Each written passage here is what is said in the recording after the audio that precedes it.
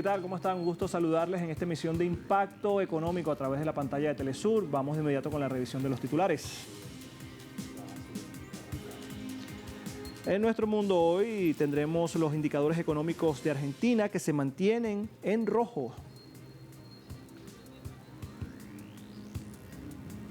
En el expediente económico le contamos que pese a afirmaciones de Estados Unidos, la Organización de Naciones Unidas y la Unión Europea confirman que Venezuela está lejos de ser un país narcopaís. Y en nuestro recorrido digital tendremos que Nicaragua avanza en el anteproyecto de presupuesto general del año 2026.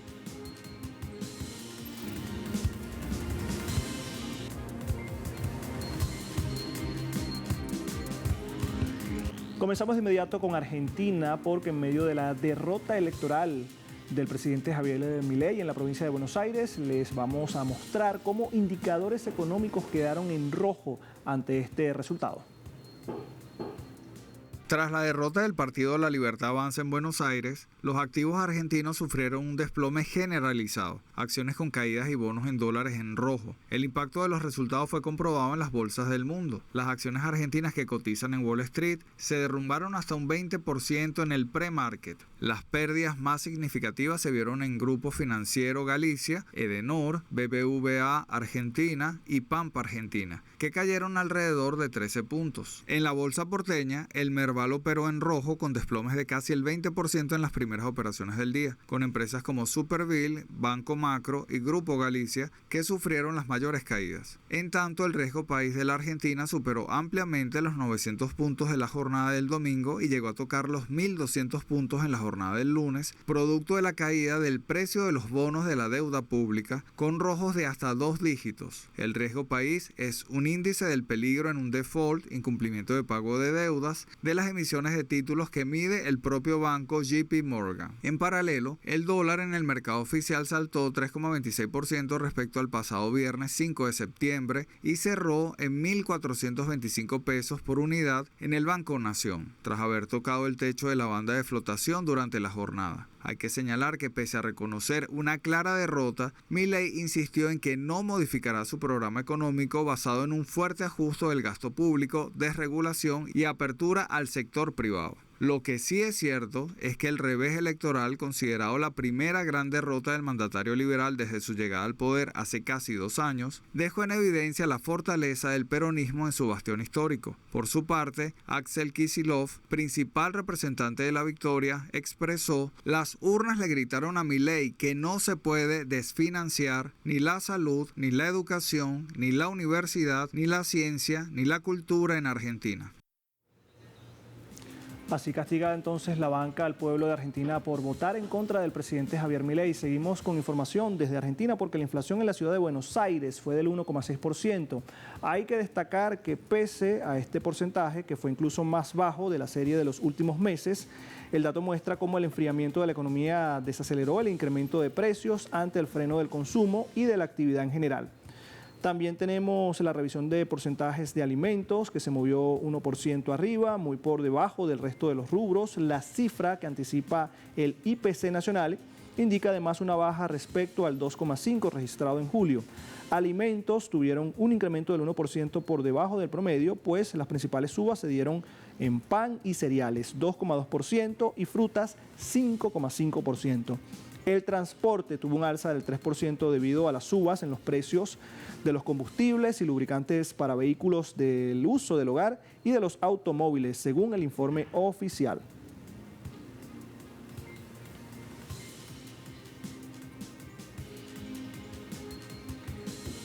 Cambiamos de tema porque a medida que la inteligencia artificial transforma rápidamente el trabajo administrativo y un título universitario pierde su valor en el abarrotado mercado laboral de Corea del Sur, un número creciente de jóvenes están recurriendo a trabajos manuales en búsqueda de la estabilidad, mejores salarios y un mejor equilibrio entre la vida laboral y la vida personal.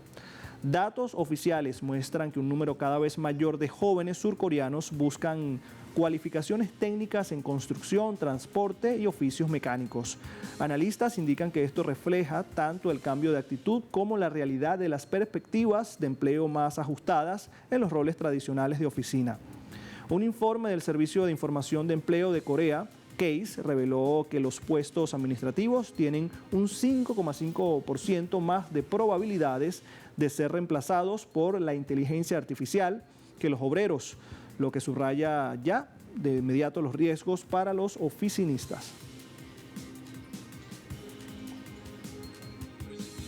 Mi objetivo es seguir trabajando duro y alcanzar el nivel más alto entre los trabajadores de Azulejos. Este trabajo no viene con la preocupación por la jubilación. Mientras pueda trabajar, puedo seguir haciéndolo, lo cual es una gran ventaja. Y todos los días después de terminar el trabajo, todavía tengo tiempo para mi vida personal.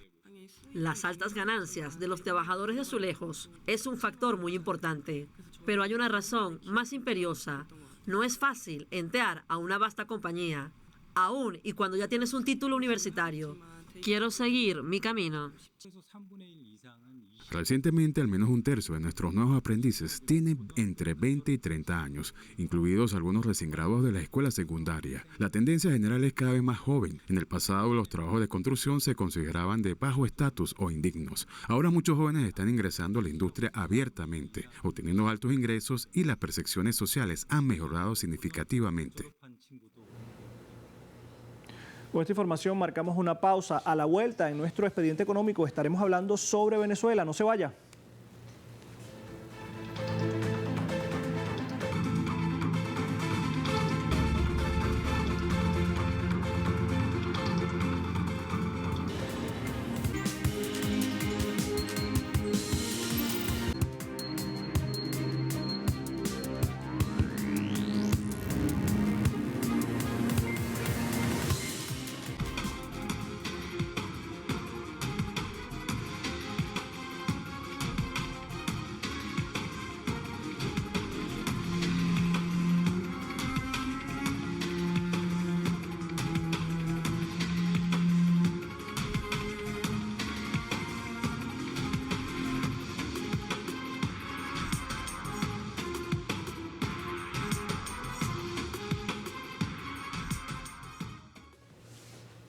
Continuamos de inmediato. Estados Unidos tiene en marcha una agresión militar contra Venezuela justificada en la falsa narrativa de una campaña contra el narcotráfico que apunta a la nación suramericana. Pero ¿qué dicen los organismos internacionales? Según informes oficiales más recientes de la propia oficina, National Drug Threat Assessment de 2024 y 2025 revelan que la DEA no trabaja en el combate hacia el narcotráfico, sino que lo administra en no desarticular redes criminales, las encubre y no protege a Estados Unidos del crimen organizado, sino que lo legitima. Según este informe basado exclusivamente en datos duros y argumentos contenidos en datos oficiales de la DEA, señala que Estados Unidos no es un estado víctima del narcotráfico, sino un narcoestado estructural, cuya economía, sistema financiero y política exterior está profundamente entrelazados con el crimen organizado. De la misma forma, dicho informe expone la forma en la que la DEA, en lugar de actuar como una agencia de inteligencia objetiva, funciona como un instrumento de propaganda geopolítica diseñado para criminalizar países como Venezuela, mientras se oculta la verdadera magnitud del problema dentro de sus propias fronteras.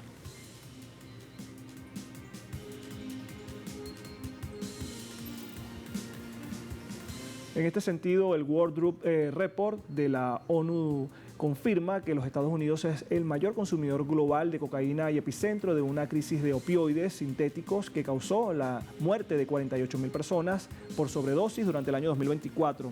El fentanilo producido en laboratorios de Asia, México y el propio territorio estadounidense domina un mercado lucrativo manejado por redes criminales que lavan cientos de miles de millones anuales mediante tecnología avanzada y explotación de vulnerabilidades locales. La paradoja es grotesca. Washington criminaliza a naciones productoras mientras su sociedad colapsa por el consumo y su economía se beneficia del narcotráfico. El informe destaca cómo Estados Unidos externaliza la violencia narcotraficante, igual que exporta armas y capitales lavados, revelando la hipocresía de una guerra antidrogas que solo sirve para encubrir su rol como principal narcodemandante global.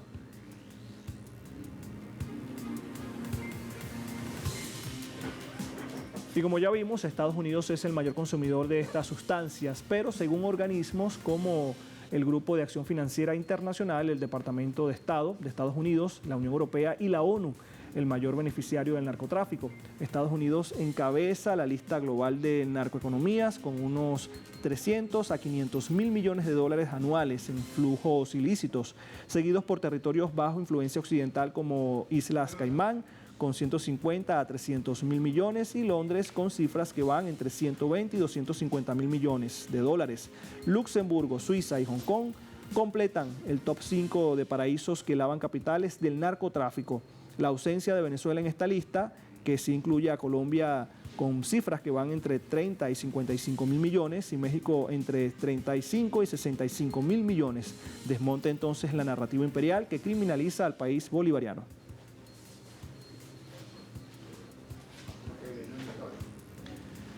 En medio de este escenario, veamos cómo la ONU corrobora que Venezuela se consolida como territorio libre de narcóticos, mientras que la producción de cocaína a nivel global se dispara. Según el último informe de la Oficina de Naciones Unidas contra la Droga y el Delito, ONUD, Venezuela se mantiene como territorio libre de cultivos ilícitos tras 15 años de políticas soberanas, contrastando con el repunte del 34% en la producción global de cocaína en 2023. El epicentro del narcotráfico se concentra en Colombia, responsable del 67% de los cultivos mundiales de hoja de coca y del 53% de la producción de cocaína, impulsada por grupos paramilitares que controlan regiones del suroeste del país. La ONU alertó que la violencia asociada al narcotráfico, ejemplificada en Ecuador, los homicidios aumentaron de 7.8 a 45.7 por cada 100.000 habitantes entre 2020 y 2023. Ahora se expande a Europa Occidental mediante redes balcánicas. Este panorama desmiente las acusaciones históricas de Estados Unidos contra Venezuela y evidencia que las injerencias imperiales solo han exacerbado el flagelo del narcotráfico. ¿Pero qué busca Estados Unidos con esta narrativa? La vicepresidenta ejecutiva de Venezuela, Delcy Rodríguez, reveló que la nación del norte busca un cambio de gobierno y una agresión militar injustificada para usar el país como ruta del narcotráfico y seguir robusteciendo así el negocio de la droga, que deja un 85% de dividendos a la economía estadounidense, además de apoderarse de vastos recursos que posee la nación bolivariana. El informe con Madeleine García.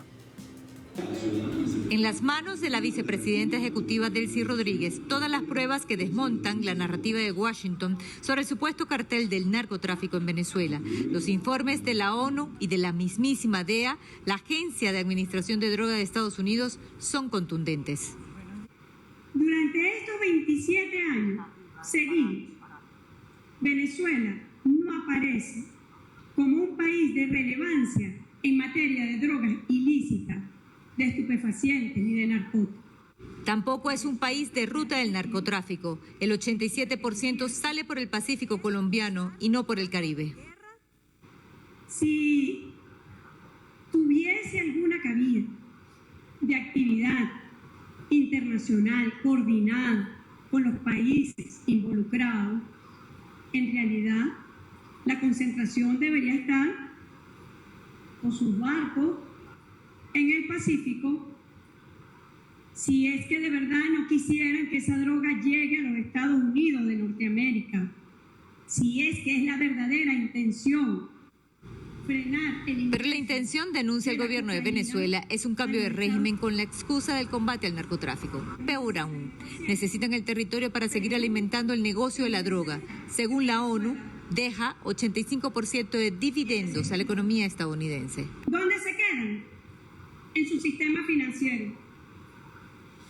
¿Quiénes participan? Participa el sistema financiero, participan lo que llaman los brokers, los intermediarios que se encargan de la distribución en todo el territorio a través de narcobodegas y empresas de transporte que abarcan todo el territorio estadounidense. Participan las narcopandillas, que es la que se encarga del menudeo, del microtráfico. Participan los narcocamioneros, que son los que controlan todo el transporte de drogas a través de distintas rutas. Y está lo que llaman los narcosajones, que son las personas blancas adineradas de cuello blanco que trafican drogas entre políticos, fiestas y otras cosas, que les permite también recordar el nombre de Jeffrey Epstein. Estados Unidos tiene un show montado en el Caribe. Es una guerra contra su propia narrativa. Hay un cartel clandestino que aporta el 2,5% del PIB en ese país. ¿Quién se beneficia de esos negocios? Entonces dice la Oficina de Naciones Unidas contra la Droga y el Delito que el comercio global de drogas ilícitas genera entre 426.000 y 652.000 millones de dólares anuales en ganancias criminales, que representa el 2.7% del Producto Interno Bruto de Estados Unidos. El gobierno de Estados Unidos reconoce que la inversión inmobiliaria, las compras de lujo, los casinos, las operaciones bancarias son utilizadas como mecanismo para el lavado de capitales del narcotráfico en Estados Unidos. Todo esto lo dice el informe mundial. Admiten que lugares como Las Vegas o Atlantic City, donde se concentra una alta actividad de casinos, son permeados por el lavado de capitales. No lo digo yo, lo dicen ellos. Mientras Estados Unidos tiene desplegados 8 barcos, un submarino nuclear y 4.500 marines, la Fuerza Armada Nacional Bolivariana también está desplegada y combatiendo el narcotráfico, como siempre lo ha hecho, donde se han incautado 56 toneladas de droga y neutralizadas 402 narcoaeronaves, además de otros puntos logísticos. Madeleine García, Telesur, Caracas, Venezuela.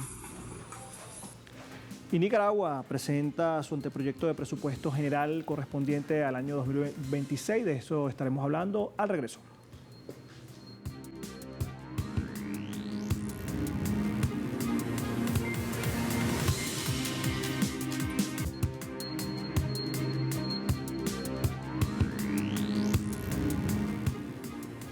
Comenzamos este recorrido digital con la agencia Prensa Latina que titula Nicaragua avanza en anteproyecto de presupuesto general del año 2026. Allí lo tienen. El mismo es un instrumento clave de planificación económica y social alineado con los objetivos del Plan Nacional de lucha contra la pobreza y para el desarrollo humano.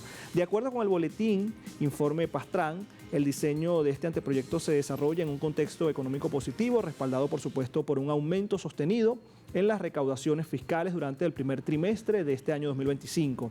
Está también respaldado por la aceleración del plan de inversión pública, una reducción histórica de la inflación y proyecciones de crecimiento del Producto Interno Bruto entre el 3 y el 4% para el cierre de este mismo año 2025. Avanzamos ahora con información de la agencia Sinua en español. Se destaca lo siguiente: caen 17,5% exportaciones de café brasileño en agosto por aumento de aranceles de Estados Unidos. Recordemos que la nación norteamericana le impuso a Brasil un arancel del 50%.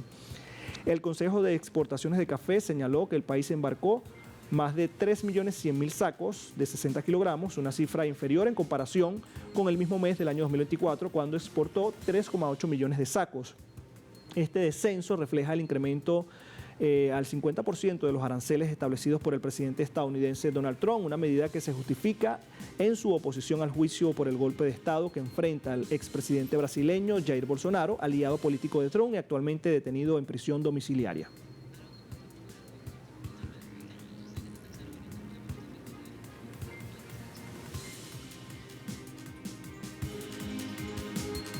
Y culminamos este recorrido digital con el portal TV BRICS. Titula Comercio entre China y ASEAN alcanzó 597.000 millones de dólares en 7 meses. Este volumen comercial representa ahora el 16,7% del comercio exterior total de China. En ese periodo, destacando la creciente importancia de esta asociación económica, expertos señalan que China ha mantenido su posición como el principal socio comercial de la ASEAN durante los últimos 16 años, dato importante. Mientras que la asociación ha ocupado consecutivamente el título de mayor socio comercial de China durante los últimos 5 años, lo que demuestra una relación económica mutuamente beneficiosa y cada vez más interconectada.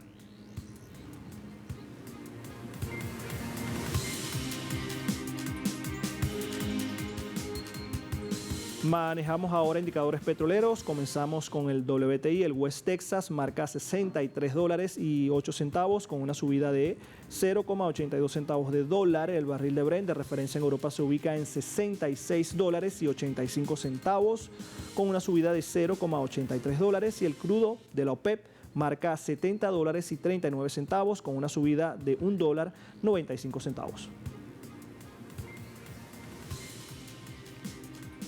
Así despedimos la presente emisión de Impacto Económico. Siga con nosotros con la mejor pantalla, la de Telesur. Será hasta la próxima.